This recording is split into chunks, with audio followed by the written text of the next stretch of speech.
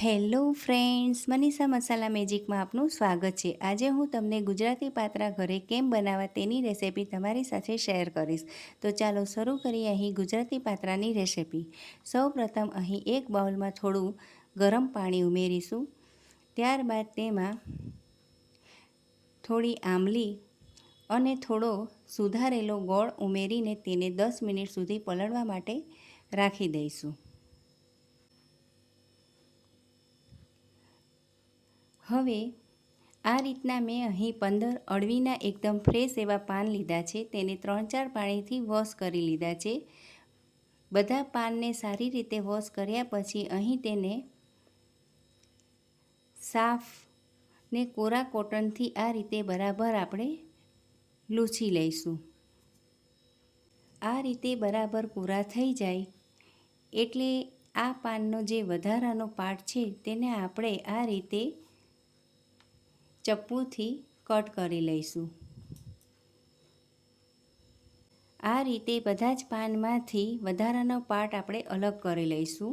હવે એક સ્ટીમરમાં પાણી ઉમેરીને તેના ઉપર આ રીતે જાળી મૂકીને ઢાંકણ બંધ કરીને ગેસની ફ્લેમ હાઈ કરી લઈશું। સ્ટીમર ગરમ થાય ત્યાં સુધીમાં આપણે પાન પર લગાવવાનું બેટર તૈયાર કરીશું। અહીં મેં આ 1.5 વાટકા જેટલો ચણાનો લોટ ચાળીને લીધો છે। ત્યારબાદ જે આંબલીને ગોળ ગરમ પાણીમાં પલાળ્યા હતા તેને આ રીતે આંગળીથી બરાબર પ્રેસ કરીને બધો જ પલ્પ કાઢીને ગળણીથી ચાળી લઈશું।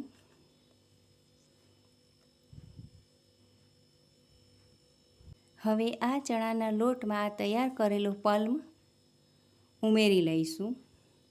ત્યારબાદ તેમાં અધકચરા વાટેલા આદુ મરચાં, સ્વાદ અનુસાર મીઠું, પોણી ચમચી લાલ મરચું પાવડર, અડધી ચમચી ધાણા જીરું પાવડર, થોડી હળદર, અડધી ચમચી ગરમ મસાલો ઉમેરીને બધું બરાબર મિક્સ કરી લઈશું। બધું બરાબર મિક્સ થાય એટલે તેમાં થોડું થોડું પાણી ઉમેરીને અહીં આપણે બેટરમાં લમ્સ ન રહે તે રીતે આપણે આ બેટર તૈયાર કરી લઈશું। આ રીતનું આપણું આ બેટર હોવું જોઈએ। ત્યારબાદ તેમાં ઝીણી સુધારેલી કોથમરી અને ટાટાના સાજીના ફૂલ મેં અહીં લીધા છે તે અડધી ચમચીથી પણ ઓછા ઉમેરીને ફરીથી આ રીતે બેટરને આપણે મિક્સ કરી લઈશું। આ પાનમાં લગાવવાનું આપણું આ બેટર તૈયાર છે। હવે અળવીના પાનને આ રીતે ઊંધું રાખીને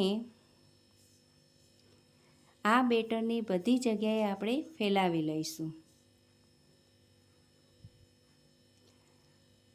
આ રીતે પાન ઉપર બેટર લગાવ્યા પછી બીજું અળવીનું પાન આપણે અહીં લેશું।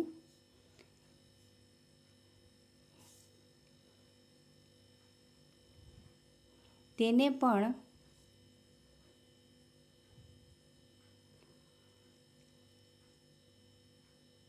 આ રીતે બરાબર આપણે બધી જગ્યાએ એમાં પણ આપણે બેટર લગાવી દઈશું।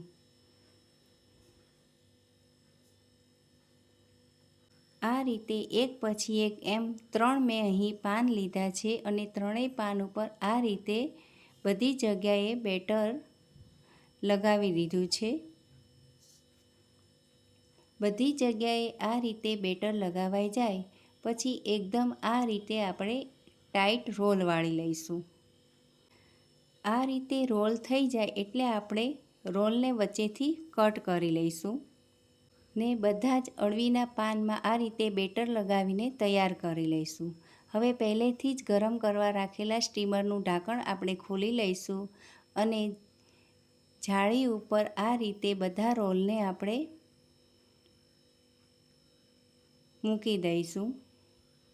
જેટલા રોલ નીચે આવે એ પ્રમાણે અત્યારે આપણે આ રીતે ગોઠવીને ઢાંકણ બંધ કરી દઈશું। ત્યારબાદ 2 મિનિટ પછી ઢાંકણ ખોલીને બાકીના રોલ તેના ઉપર આપણે મૂકી દઈશું। આમ કરવાથી રોલ એકબીજાને ચોંટશે નહીં। હવે 20 થી 25 મિનિટ મીડિયમ ગેસની ફ્લેમ ઉપર આપણે તેને સ્ટીમ થવા દઈશું. 25 મિનિટ પછી આ રીતે ઢાંકણ ખોલીને ચપ્પુથી જોઈ લેશું. ચપ્પુ સાફ નીકળે એટલે આપણે આ પાતરા બાફીને તૈયાર છે. ત્યારબાદ આ રીતે ચપ્પુથી તેને કટ કરી લઈશું. જુઓ આ બાફેલા પાતરામાં કેવા સરસ મજાના અંદરથી લેયર દેખાય છે. બધા જ રોલને મેં આ રીતે કટ કરી લીધા છે.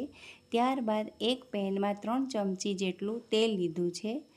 તેલ ગરમ થાય એટલે તેમાં અડધી ચમચી રાઈ, અડધી ચમચી જીરું, અડધી ચમચી સફેદ તલ, મીઠો લીમડો ઉમેરીને કટ કરેલા પાતરાને તેમાં ઉમેરી લઈશું. અહીં ગેસની ફ્લેમ સ્લો જ રાખીશું અને આ રીતે આપણે હલાવી લઈશું.